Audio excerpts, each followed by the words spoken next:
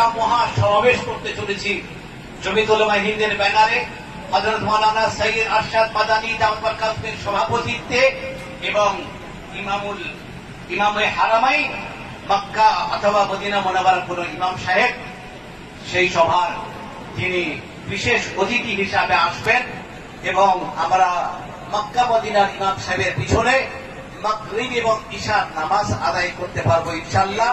তার জন্য হযরত মাওলানা সৈয়দ আরশাদ মাদানী দামাত বরকাতুহুম তিনি বাদশার কাছে তিনি আপিল করেছেন, বাদশা সেটাকে মঞ্জুরি দিয়েছেন। দিন এখনো ফাইনাল হয়নি, তবে সম্ভাব্য ডেট আপনাদেরকে বলছি 2রা নভেম্বর অথবা 9 নভেম্বর, 2রা নভেম্বর অথবা 9 নভেম্বর হওয়ার চান্স আছে। রবিবার ফাইনাল ডেট, ফাইনাল তারিখ আপনাদেরকে ইনশাআল্লাহ তার পূর্বে আমরা জানিয়ে দেবো। আপনাদেরকে একবার শুনিয়ে রাখলাম, সেই প্রোগ্রাম ফাইনাল হলে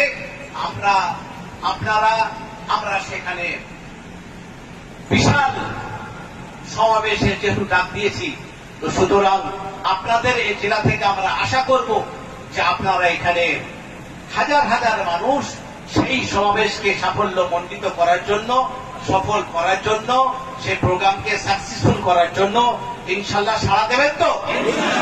ইনশাআল্লাহ। আর একটা কথা আপনারা শুনে থাকবেন যে কিছুদিন আগে একটি ফিল্ম তৈরি হয়েছিল, যে ফিল্মটার নাম হচ্ছে উদয়পুর ফাইলস।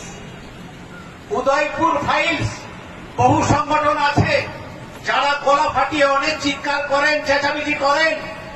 খোঁজ নিয়ে দেখুন, জমিয়তুল উলামা হিন্দ আইনি লড়াই লড়ল এবং সেখানে বলল যে এই ফিল্ম যদি দেখানো হয়, এই ফিল্ম যারা তৈরি করেছিলেন তাদের টার্গেট ছিল যে এই ফিল্ম দেখিয়ে আমরা হাজার হাজার কোটি টাকা রোজগার করব। জমিয়তুল উলামা হিন্দের নেতৃত্ব তারা তো ফিল্ম দেখেন না, কিন্তু তারা সব দিকে তীক্ষ্ণ দৃষ্টি রাখেন। তাদের কাছে যখনই খবর আসলো যে এই ফিল্ম যদি সিনেমা হলগুলোতে দেখানো হয়, দেশের সাম্প্রদায়িক দাঙ্গা লেগে যাবে, রক্তের হোলি খেলা চলবে, দেশের সাম্প্রদায়িক সম্প্রীতি নষ্ট হবে, তো সুতরাং এই ফিল্মকে কোনোভাবেই মেনে নেওয়া যায় না। জমিয়তুল উলামা হিন্দ হাইকোর্টে মামলা করল। কপিল সিব্বল, যার নাম নিলাম আমি কিছুক্ষণ আগে, তিনি সুপ্রিম কোর্টের লয়ার, তিনি হাইকোর্টে যান না।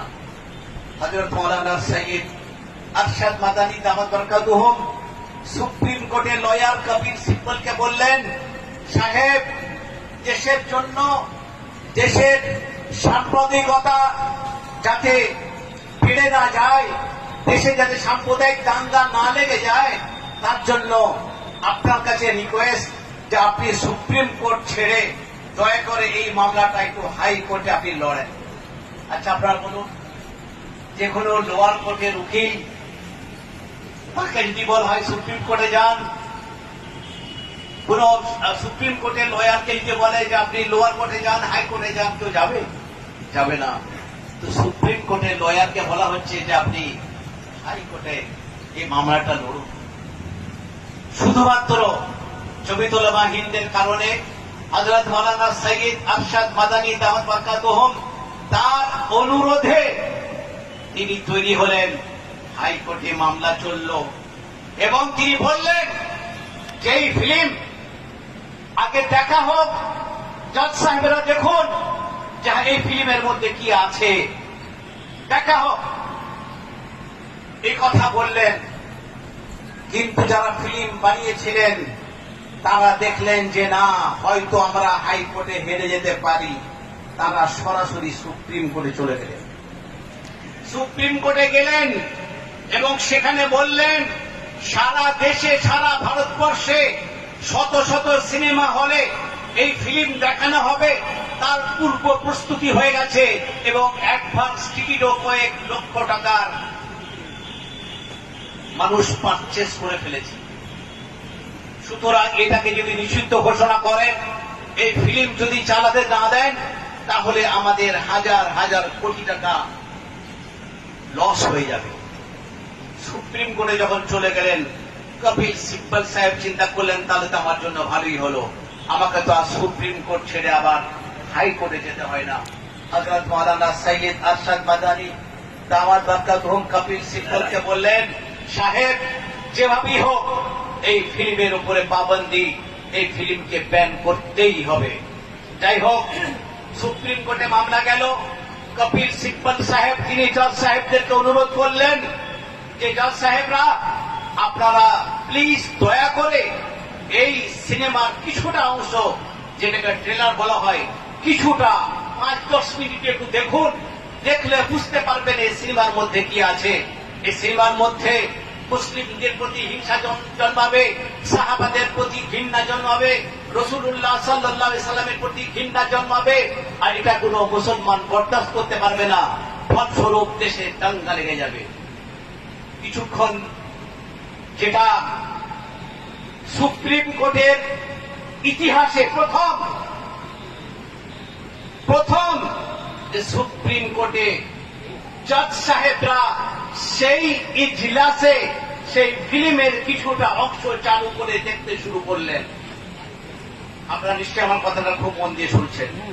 কিছুক্ষণ দেখতে দেখতেই জজ সাহেবরা বললেন, আর চালাবার দরকার নেই, আর ফিল্ম দেখার দরকার নেই, এখনই ওইটাকে স্টপ করুন।